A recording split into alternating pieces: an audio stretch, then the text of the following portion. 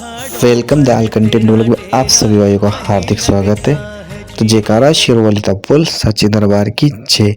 तो हम पहुंच जाते हैं अर्धकुंवारी पे और अर्धकुंवारी से हम ले लेते हैं भवन का नया वाला रास्ता जो पड़ता है हिमकोटी वाले मार्ग से होके सीधा भवन की ओर। इस मार्ग को ताराकोट मार्ग भी बोलते हैं, जहां से आपको किसी भी प्रकार की कोई हानि और किसी भी प्रकार की कोई घोड़े खच्चर की असुविधा नहीं होगी। यहाँ से बहुत ही शानदार रास्ता है और साफ सुथरा रास्ता है।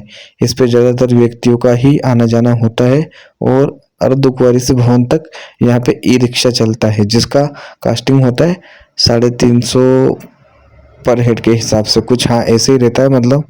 और तो हम निकल जाते हैं हेमकोटी वाले मार्ग से माता रानी के भवन की तरफ।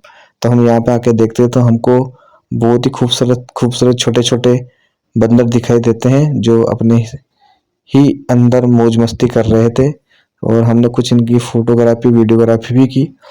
तो हम फाइनली पहुंच जाते हैं हेमकोटी वाले मार्ग के रास्ते से होते हुए भवन जाने वाले रास्ते पर। तो हम आगे आपको दिखाएंगे कि किस प्रकार से यहाँ पे लोडिंग वाहन और ई रिक्शा चलते हैं, तो उसकी भी हमने वीडियो बना रखी है। तो ये वीडियो भी आप देख सकते हैं और इसमें आपको लोडिंग वाहन भी चलते हुए दिखाई देंगे। तो देख सकते हैं आप यहाँ पे वो लोडिंग वाहन चलते हैं और किस प्रकार चलते हैं।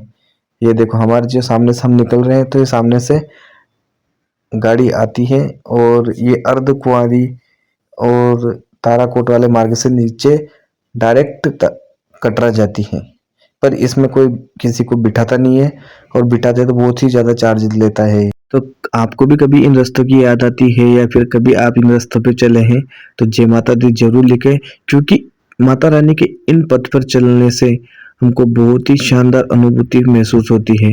क्योंकि ऐसा लगता है कि जैसे कि हम माता रानी के दरबार में या फिर किसी स्वर्ग की दिशा में बढ़ रहे हैं।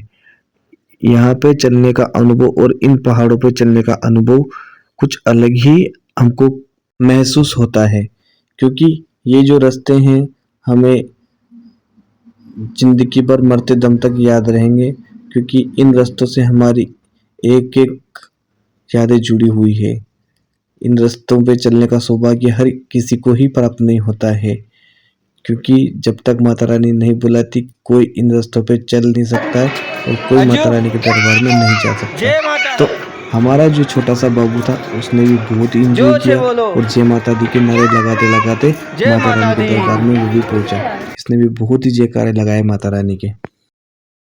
यहाँ से कुछ दूरी पर हम आपको एक छोटी सी जानकारी देंगे। कभी अगर आपको कोई समस्या हो जाती है तो ये हेल्प डेस्क दे रखा है। कभी आप यहाँ पे आते हैं और ये नंबर दिखाई देता है, कोई प्रॉब्लम होती है तो इस नंबर पर आप कॉल करें, आपको किसी न किसी प्रकार की सहायता यहाँ से मिल जाती है। तो हमारी दूरी माता रानी के भवन से कुछ ही देर की ओर बची थी। तो जिस किसी को भी माता रानी के भवन के दर्शन होते जय माता दी जरूर लिखना, क्योंकि हमको 3 साल बाद यहाँ के दर्शन हुए माता रानी के भवन के। तो मेरी आंखें कुछ देर के लिए नम हो गई थी और ऐसा प्रतीत हो रहा था कि मैं मेरे घर वापस आ गया हूँ। यहाँ से मैंने कुछ देर तक माता रानी के भवन को निहारा और आगे की वीडियो में हम आपको पूरी डिटेल बताएंगे।